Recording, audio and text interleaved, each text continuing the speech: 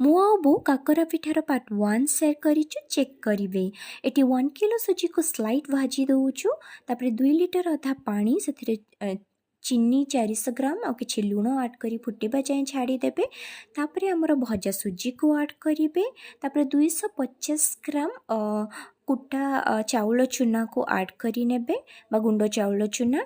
तापरे स्विच को ऑफ करी घोड़े किछि समय रखी नेबे पूरा सिझी आसीबो। तापरे ठंडा हैला परे ताको चकटी डो बनै देबे। एपटे तेल गरम हबा पई छाड़ी दीचु। तापरे एठी पिठा प्रस्तुत करबा स्टार्ट करी देलु। पिठार पूरा को मो पार्ट 1 रे पूरा प्रोसेस शेयर करिछि चेक करी नेबे।